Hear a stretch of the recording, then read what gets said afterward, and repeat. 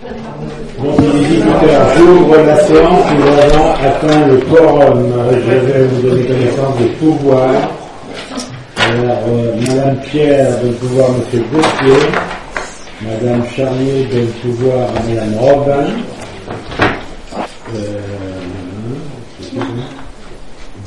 Madame Dervin donne pouvoir à Madame Clavet. Madame Lallemand donne pouvoir à Monsieur Thibault. Monsieur Bronner donne pouvoir à Madame Reynard. Et Madame Guérin donne pouvoir à Monsieur Public. J'ai besoin d'une secrétaire. Madame Robin. Parfait. Vraiment, il faut qu'on approuve le dernier PV de conseil qui a été corrigé. Vous l'avez, oui, voilà, il a été corrigé à travers des observations que vous avez faites.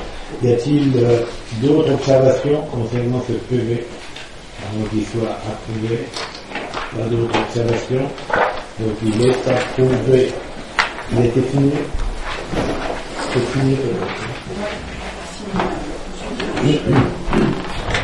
Voilà. Donc, il y a un certain nombre de décisions qui ont été prises depuis le dernier conseil municipal. Bon, principalement, il y a un certain nombre d'avenants qui ont été signés concernant l'école de la mer. Un de 5277 pour M. Coutan, un autre de 1130 concernant la serrure du Fenel, un 4635-88 concernant M.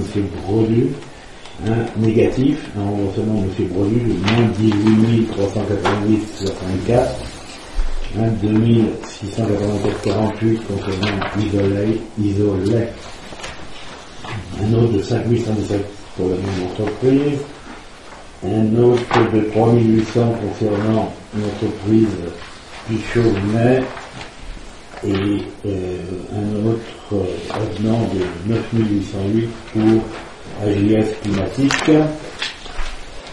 Dans le marché public, travaux toujours pour l'école de la mer, moins 923,77 pour l'entreprise SNGE.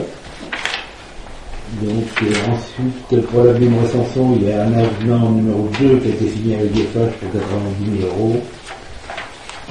Concernant, j'ai signé une convention d'occupation du domaine public au profit de M. Guillaume Floria, voilà, qui remplace CLRC.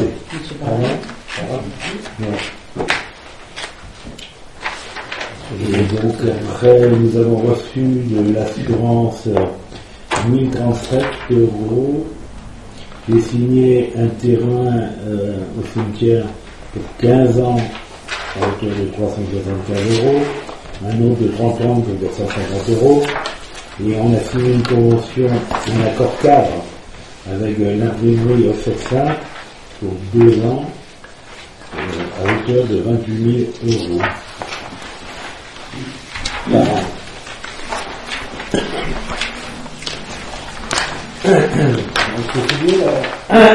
J'ai signé le... Donc,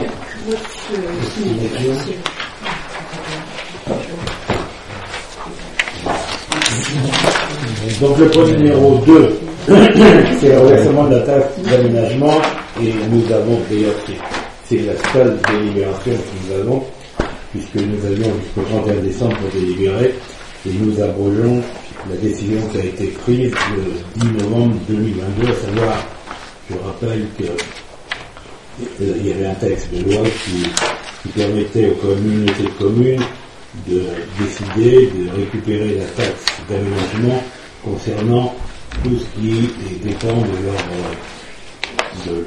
de leur compétences, c'est-à-dire tout ce qui est commercial, les zones artisanales, industrielles, etc.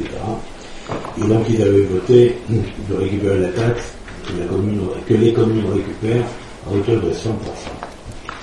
Et nous avions délibéré au mois de novembre en indiquant qu'on était disposé à la renverser que 20%. Et donc cette loi a été modifiée Et donc elle est devenue facultative, et les communes qui avaient délibéré avaient 2 mois pour corriger la délibération si elles le souhaitaient.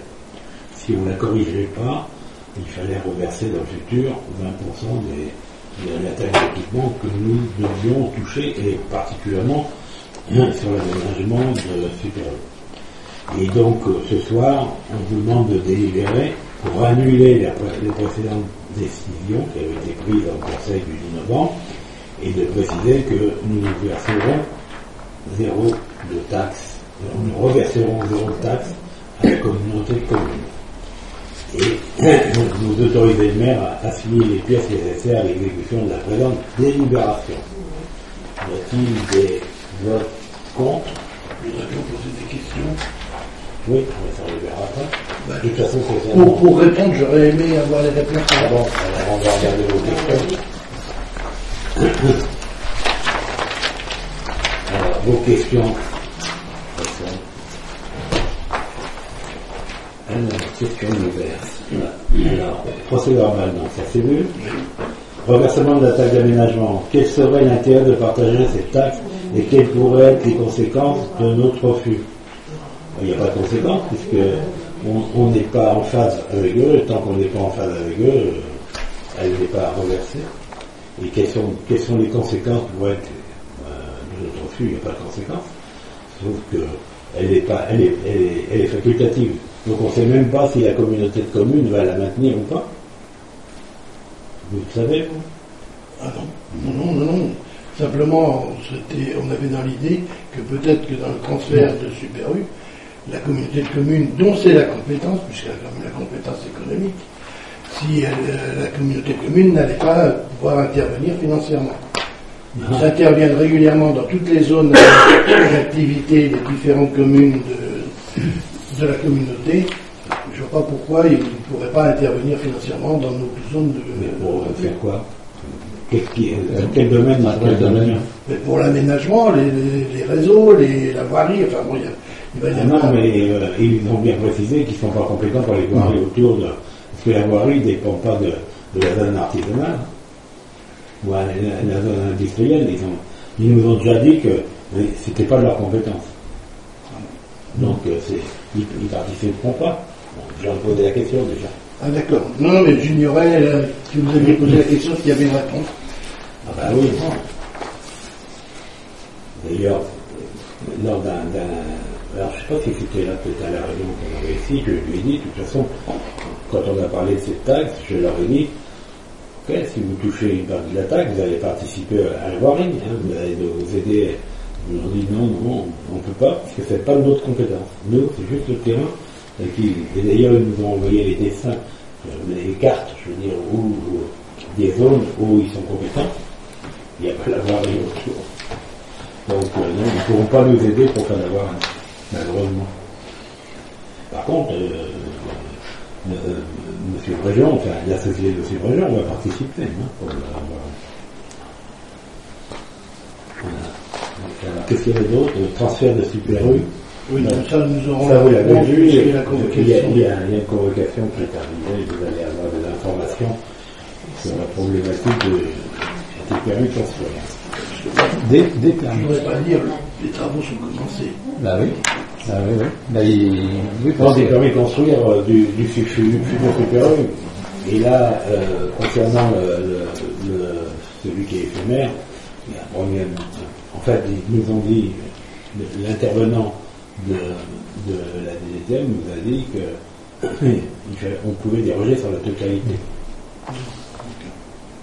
Au travers de ce qu'il avait comme information des cadres de la DGTM, dont il est l'ancien patron d'ailleurs. Et en fait, on a reçu une information nous disant qu'il fallait qu'ils se mettent au niveau. Sauf qu'ils peuvent déroger, mais il faut qu'ils expliquent pourquoi ils peuvent déroger. Donc, ils vont déroger avec un rapport ou un courrier de l'architecte de Super-U. Voilà. Donc, il y a plus de problèmes que vous verrez dans votre comité, dans votre conseil d'urbanisme, dans la réunion de la commission d'urbanisme, sur le permis de construire de Super-U. du futur supérieur. Parce qu'il commence à y avoir des matériaux d'apporter là, déjà. Mais c'est du stockage. Hein. Oui, d'accord. C'est pas du. Il n'y a aucun travaux de commencer. Non, mais Non, l'apport de matériaux. on a questionné justement l'Adrian et ils ont le droit de stocker pendant 3 ans. Ce sont des matériaux humains, donc ils ont le droit de stocker pendant 3 ans. D'accord. Non, mais c'est intéressant d'avoir la réponse, parce qu'évidemment, on a eu la question. Alors, on revient à la délibération. Donc, y a-t-il des votes contre? Des abstentions? 4. Ok. Parfait. Le point suivant, question diverse. Donc, vous avez un courrier dans votre chemise qui vous indique que le conseil futur sera le 10 et pas le 9, parce que le 9 il y a une réunion le soir sur le chef côte qui se déroule à la branche de fonds culturel. Donc, on l'a décalé au 10. Donc, vous notez. Et la dernière information, on a la démission dans le Conseil des sages de 3 personnes. Monsieur Soulier, vous avez déjà démissionné depuis un moment, et Madame Bertman, ainsi que Monsieur Lacroix. Donc il y aura un nouveau président qui va être nommé à la prochaine réunion du Conseil des sages. Voilà, le conseil municipal est terminé.